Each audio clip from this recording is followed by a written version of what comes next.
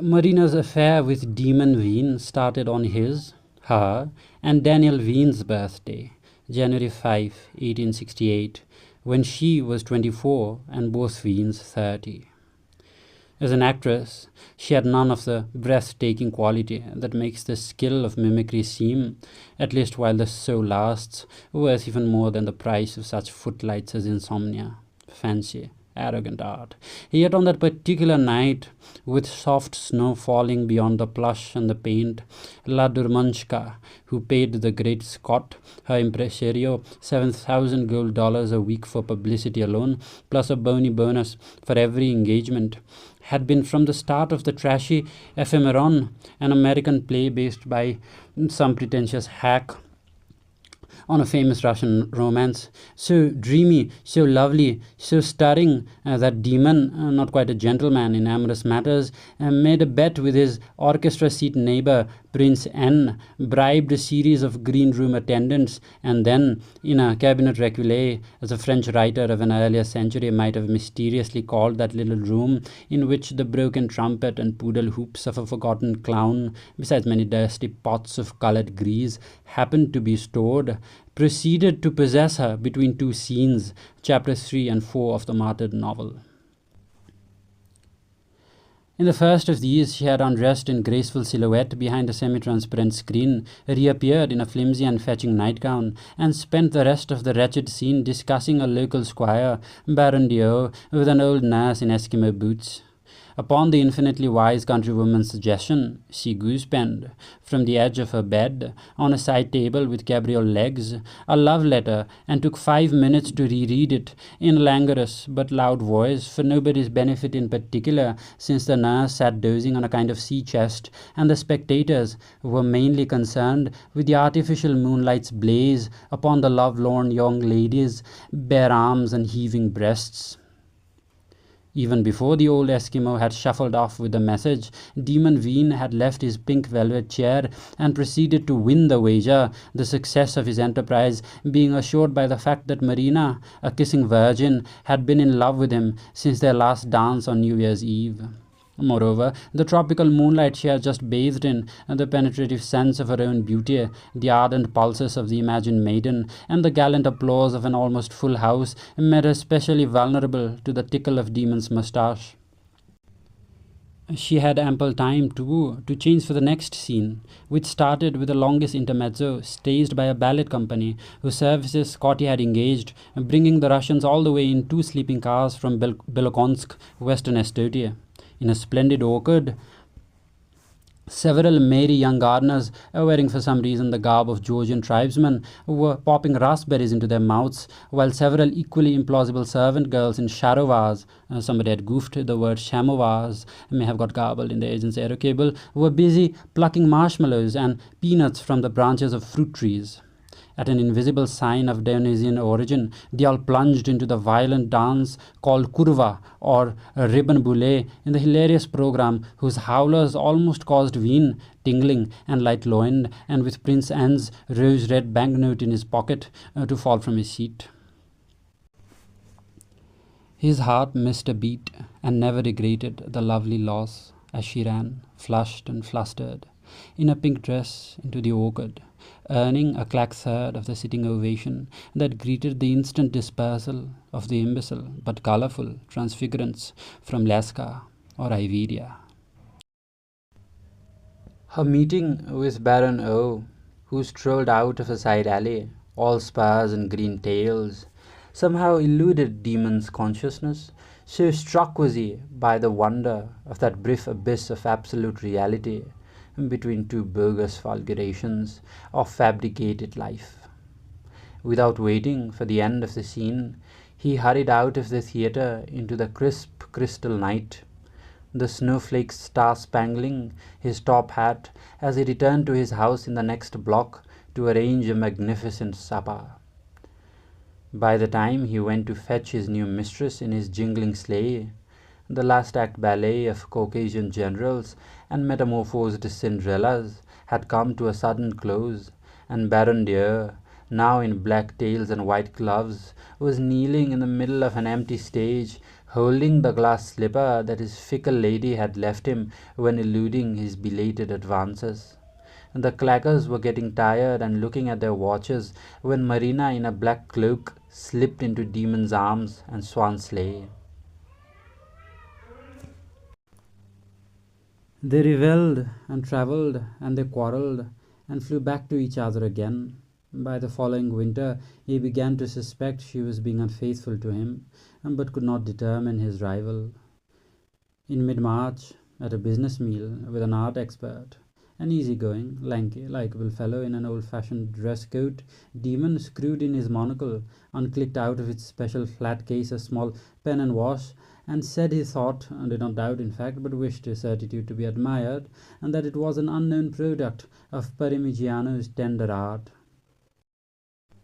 It showed a naked girl with a peach-like apple cupped in a half-raised hand, sitting sideways on a convolvulus garlanded support, and had for its discoverer the additional appeal of recalling Marina when, wrung out of a hotel bathroom by the phone and perched on the arm of a chair, she muffled the receiver while asking her lover something that he could not make out because the bath's voice drowned her whisper. Baron Dionsky had only to cast one glance at that raised shoulder and at certain vermiculated effects of delicate vegetation to confirm Demon's guess. Dionsky had the reputation of not showing one sign of aesthetic emotion in the presence of the loveliest masterpiece. And this time, nonetheless, he laid his magnifier aside as he would a mask and allowed his undisguised gaze to caress the velvety apple and the nude's dimple and mossed parts with a smile of bemused pleasure. Would Mr. Veen consider selling it to him there and then? Mr. Veen, please. And Mr. Veen would not. Skonky, a one-way nickname, must content himself with the proud thought that, as of today, he and the lucky owner were the sole people to have ever admired it en connaissance de cause.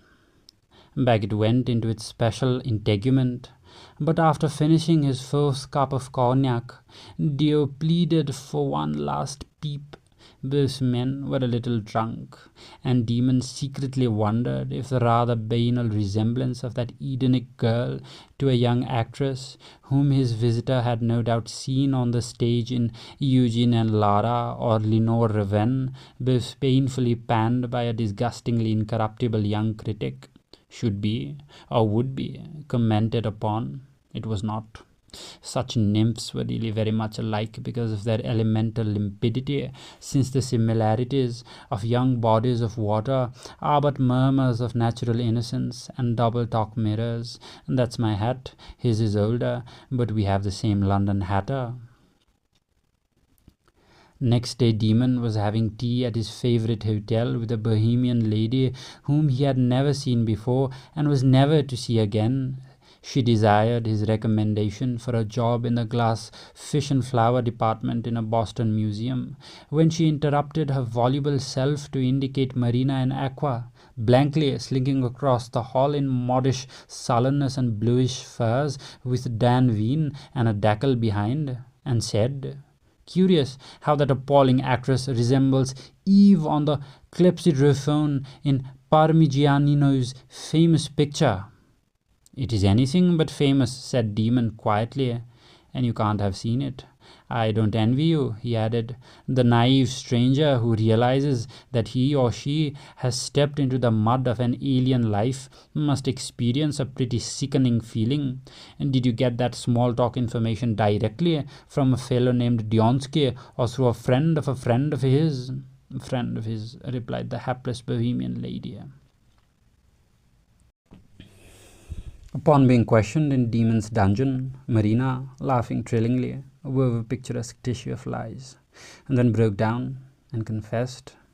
She swore that all that was over, that the Baron, a physical wreck and a spiritual samurai, had gone to Japan forever. From a more reliable source, Demon learned that the samurai's real destination was smart little Vatican, a Roman spa, whence he was to return to Aardvark, Massa, in a week or so. Since prudent Veen preferred killing his man in Europe, Decrepit but indestructible Gamaliel was said to be doing his best to forbid duels in the Western Hemisphere, a canard or an idealistic president's instant coffee caprice, for nothing was to come of it after all. Demon rented the fastest petroloplane available, overtook the Baron, looking very fit, in nice, saw him enter Gunter's bookshop, went in after him, and in the presence of the imperturbable and rather bored English shopkeeper, backslapped the astonished Baron across the face with a lavender glove. The challenge was accepted. 2 native seconds were chosen. The Baron plumped for swords, and after a certain amount of good blood, Polish and Irish, a kind of American gory Mary in barroom parlance, had bespattered 2 hairy torsos, the whitewashed terrace, and the flight of steps leading backward to the walled garden in an amusing Douglas Diartnan arrangement, the apron of a quite accidental milkmaid, and the serge sleeves of both seconds. Charming Monsieur de Pestroel and Colonel Saint Alien, a scoundrel, the latter gentleman separated the panting combatants, and Skonky died, not of his wounds, as it was viciously rumoured, but of a gangrenous afterthought on the part of the least of them, possibly self-inflicted, a sting in the groin, which caused circulatory trouble, notwithstanding quite a few surgical interventions during 2 or 3 years of protracted stays at the Aardvark Hospital in Boston, a city where, incidentally, he married in 1869 our friend the Bohemian lady, now keeper of a glass biota at the local museum. Marina arrived in Nice a few days after the duel, and tracked Demon down in his Villa Armina, and in the ecstasy of reconciliation neither remembered to dupe procreation, whereupon started the extremely interesting condition, without which, in fact, these anguished notes could not have been strung. Van, I trust your taste and your talent, but are we quite sure we should keep reverting so jestfully to that wicked world, which after all may have existed only honorologically, Van? A marginal jotting in Ada's 1965 hand, crossed out lightly in her latest wavering one. That reckless stage was not the last, but the shortest, a matter of 4 or 5 days. He pardoned her. He adored her. He wished to marry her very much, on the condition she dropped her theatrical career at once. He denounced the mediocrity of her gift and the vulgarity of her entourage, and she yelled he was a brute and a fiend. And by April 10, it was Aqua who was nursing him, while Marina had flown back to her rehearsals of Lucille, yet another execrable drama heading for yet another flop at the Ardor Playhouse.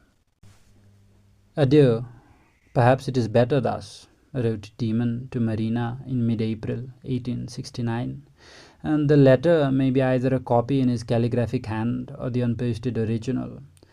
For whatever bliss might have attended our married life, and however long that blissful life might have lasted, one image I shall not forget and will not forgive.